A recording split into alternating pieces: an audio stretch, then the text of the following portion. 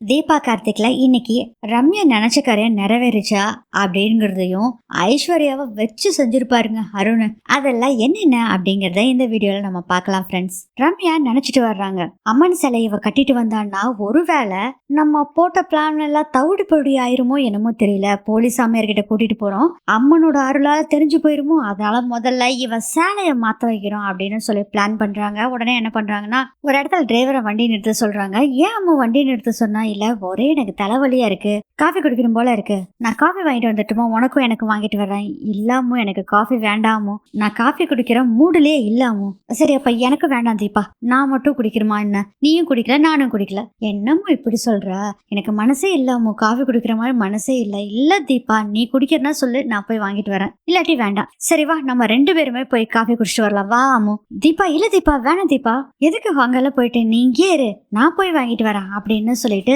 அங்க இருந்து போறாங்க ரம்யா. தீபாவும் சரின்னு விட்டுறாங்க. அப்ப மனசுக்குள்ள தீபா நினைச்சிட்டு இருக்கிறாங்க, சே பாவம் ஒரு நல்ல ஒரு வாழ்க்கைக்காக இயங்கிக்கிட்டு இருக்கா, நம்ம அந்த அத்தை நல்லானே சொல்லி ஏதாச்சும் பண்ணணும் அப்படிங்கிற மாதிரி சொல்லி நினைச்சிட்டு இருக்கிறாங்க. உடனே அத்தைக்கு எப்படி இருக்குன்னு சொல்லி நம்ம கேட்கலாம் அப்படின்னு மீனாட்சி அக்காவுக்கு கால் பண்ணலான்னு மீனாட்சிக்கு கால் பண்றாங்க. ஹாஸ்பிட்டல்ல தான் இருக்காங்க மீனாட்சி. அத்தைக்கு எப்படி இருக்கு அப்படின்னு கேக்குறாங்க. இன்னும் ஆப்ரேஷன் போயிட்டு தான் இருக்கு தீபா, இன்னும் அதே மாதிரி கண்டிஷன்ல தான் இருக்காங்க. அம்மா நீ எங்க இருக்க தீபா? அக்கா நான் எங்க இருக்கேன்னு வந்து சொல்றாங்க அவங்களுக்கு. அவரு சாப்பிட்டாரா ஏதாச்சு? இல்ல தீபா காலையில கொடுத்த காஃபியை அப்படியே வச்சிருக்காரு, ட்ரெஸ் சேஞ்ச் பண்ண சொல்லி ட்ரெஸ்ஸும் கொண்டு வந்து கொடுத்தோம், அதுவும் மாத்திர ஒரே கவலையோட தான் இருக்காரு அப்படின்னு சொல்றாங்க.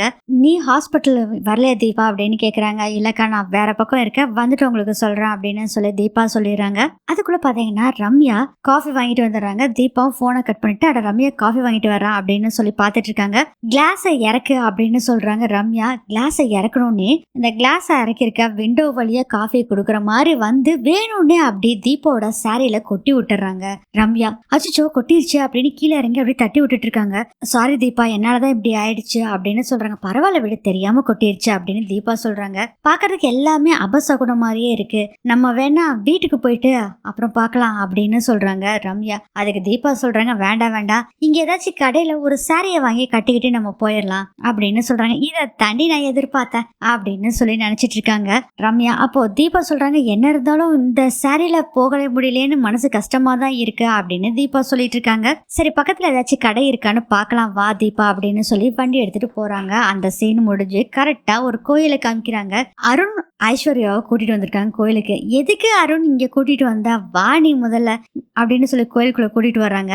சொல்லு அருண் எதுக்கு கூட்டிட்டு வந்த, நீ தானே சொன்ன என் அம்மா சரியாகணும்னா அழகு குத்துறேன், அங்க பிரதர்ஷனம் பண்றேன், அது பண்றேன் இது பண்றேன்னு சொன்னேன்ல, அதனாலதான் கூட்டிட்டு வந்தேன் அப்படிங்கிறாங்க. இப்ப பண்ணிட்டு பார்க்கலாம் அப்படின்னு. ஐயோ அது ஏதோ ஒரு ஆவேசத்துல சொல்லிட்டேன், அதுக்காக அதெல்லாம் பண்ண முடியாது, என்னால முடியாது அப்படின்னு சொல்றாங்க ஐஷு. அப்ப மட்டும் நல்லா சொன்னா இப்ப செய்ய முடியாது சொல்றேன், நீ செஞ்சே ஆகணும் வா அப்படின்னு சொல்லி கூட்டிட்டு போறாங்க. அதுவும் வந்து உப்பு போட்டு அங்க பிரதர்ஷனம் பண்ணணும்னு வேற சொல்றாங்க. என்னால சுத்தமா முடியாது அப்படின்னு அங்கிருந்து ஓடுறாங்க. மறுபடியும் தர தர தரன்னு கோயிலுக்குள்ள பிடிச்சி இழுத்துட்டு வராங்க. அங்க ஒரு சாமியார் இருக்காரு, அதாவது பூசாரி இருக்காரு. அவர்கிட்ட நான் சொல்லியிருந்தேங்கல்ல என் ஒய்ஃப் இதுதான் அங்க பிரதர்ஷனம் பண்றதுக்காக கூட்டு வந்திருக்கோம், உப்பு போட்டு பண்றதுக்கு அப்படின்னு அருண் சொன்னோடனே ஆமா ஆமா உப்பு போட்டு அங்க பிரதர்ஷனம் பண்றது ரொம்ப விசேஷமானது, உடனே வேண்டுதல் பழிக்கும் அப்படின்னு சொல்றாங்க.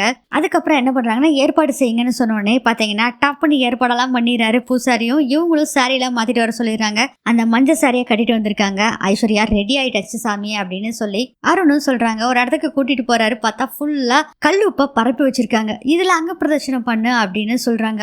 ஐயோ இதெல்லாம் அங்க பிரதர்ஷனம் பண்றதுக்கு உப்பெல்லாம் போட மாட்டாங்க சாமி, வேணா முட்டிக்கால் போட்டு நடந்து போறதுக்கு வேணா செய்வாங்க அப்படின்னு. அப்ப அதை செய்யி அப்படின்னு அருண் சொல்றாரு. ஐயோ நான் என்ன பண்றது, அங்க பிரதர்ஷனம் பண்ணா உடம்புல இருக்க சதையெல்லாம் வச்சுட்டு வந்துடும் உப்புனால, முழங்கால் போட்டு பண்றதா, ஐயோ அருண் ப்ளீஸ் காப்பாத்து அருண் காலில் விழுந்துடுறாங்க. ஐஸ்வர்யா என்னால இதெல்லாம் பண்ண முடியாது அப்படின்னு வேற சொல்றாங்க. ஆனா அதெல்லாம் வேலைக்கே ஆகல, அருண் பண்ணியே ஆகணும், அட்லீஸ்ட் முழங்கால் போட்டுனாச்சு அந்த உப்புல நடந்து வரணும் அப்படிங்கிற விஷயத்த சொல்றாரு அருண். உப்புல முட்டிக்கால் போட்டு கஷ்டப்பட்டு நடந்து வந்துட்டு இருக்காங்க. மனசுக்குள்ள நினைக்கிறாங்க படுவாவி பையன் இப்படி பண்ணி போட்டானே இவன் அப்படின்னு புலம்பி தள்ளிக்கிட்டே பயங்கர வழியா இருக்கு, எப்படியோ அடிச்சு புடிச்சு நடந்து வர்றாங்க. ஏ என்ன நின்றுட்டு இருக்க, சீக்கிரம் சீக்கிரம் நட அப்படின்னு வேற அருண் சொல்லிட்டு இருக்காரு. எப்படியோ அந்த பரிகாரத்தை முடிச்சிடுறாங்க. ஏங்க நம்ம வீட்டுக்கு போலாமா அப்படின்னு சொல்றாங்க. ஐஷோ என்ன நீ பாட்டுல விட்டுட்டா இன்னும் 2 பரிகாரம் இருக்கு அப்படிங்கிறாரு அருண். ஏன்னா 2 பரிகாரமா அப்படின்னு பாத்துட்டு இருக்காங்க ஐஸ்வர்யா. இன்னும் 2 என்னாலலாம் முடியாது அப்படின்னு சொல்றாங்க ஐஸ்வர்யா. சாமி நீங்க போய் எடுத்துட்டு வாங்க சாமி அப்படின்னு அவர் எடுத்துட்டு வர்றாரு.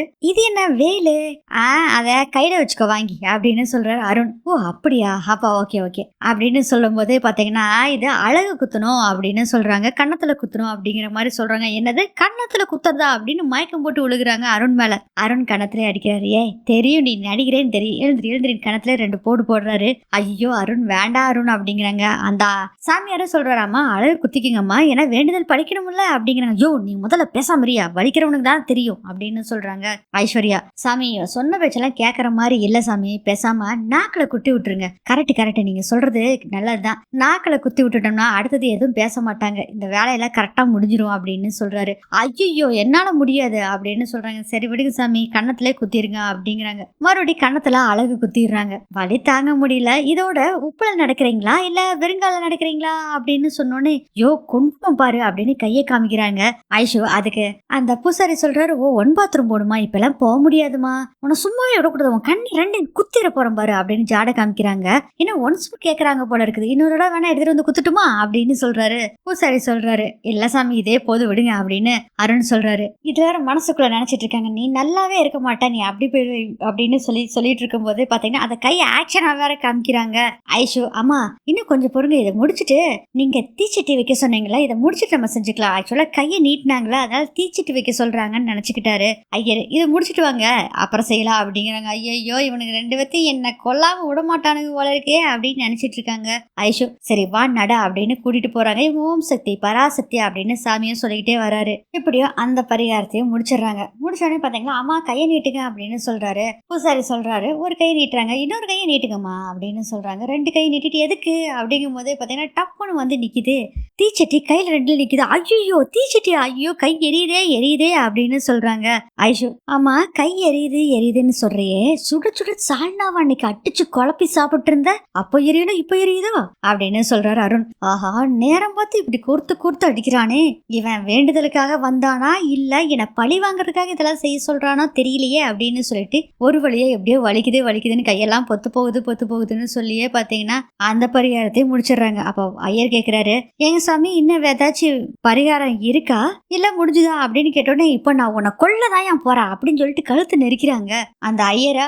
ஐஷு ஆளை விடுடா சாமி அப்படின்னு சொல்லிட்டு அந்த ஆளும் அங்க இருந்து ஒரே ஓட்டம் ஓடிடுறாரு. அதுக்கப்புறம் அருண் என்ன பண்றாருன்னா சாமி கிட்ட வந்து வேண்டிக்கிட்டு இருக்காரு. அம்மா வருஷம் உனக்கு நான் பூக்குழி மிதிக்கிறவன் தான், ஆனா என் பொண்டாட்டி இப்படி பண்ணணுன்னு சொல்லி நினைச்சு தப்பா நினைச்சுக்காதீங்க. அவளுக்கு அழகு குத்துறது, அங்க பிரதட்சணம் பண்றது, தீச்சட்டி எடுக்கிறதுலாம் ஒரு விளையாட்டுன்னு அவன் நினைச்சிட்டு இருக்கிறா. அதெல்லாம் விளையாட்டு இல்ல உண்மை அப்படின்னு அவளுக்கு தெரியணும், அதுக்காகத்தாமா இதெல்லாம் செஞ்சேன் அப்படின்னு சொல்லிட்டு அபிராமி நல்லா இருக்கணும்னு சொல்லி வேண்டிட்டு இருக்காங்க. அடுத்ததே ஐஸ்வர்யாவோட அம்மாவை காமிக்கிறாங்க. போலீஸோட வீட்டுல வந்து இறங்குறாங்க ஜீப்ல. இது உங்க வீடாமா அப்படின்னு கேக்குறாரு போலீஸ். ஆமாங்க சார் இதுதான் என் வீடு அப்படின்னு சொல்றாங்க. ஜன்னல்ல இருந்து இதை ரியா பாக்குறாங்க. போலீஸ் கிட்ட மும்முரமா நம்ம ஐஷோட அம்மா பேசிட்டு இருக்காங்க. என்னது இது போலீஸ கூட்டு வந்திருக்கா, 10 லட்சம் ரூபாய்க்கு ஆசைப்பட்டு அம்மாவும் மகளும் சேர்ந்து நம்மள மாட்டி விட பார்த்துட்டாளுகளோ இருக்கு இவளுக்கு அப்படின்னு சொல்லிட்டு போறாங்க. அதுக்கப்புறம் போலீஸ் பார்த்து போங்கம்மா அப்படின்னு சொல்றாங்க. சரிங்க சார் அப்படின்னு சொல்லிட்டு வீட்டுக்குள்ள வந்துட்டு ரியா அப்படின்னு கூப்பிடும் போது கதவை மெதுவா சாத்திட்டு வந்து கழுத்துல கத்திய வச்சிடறாங்க ரியா.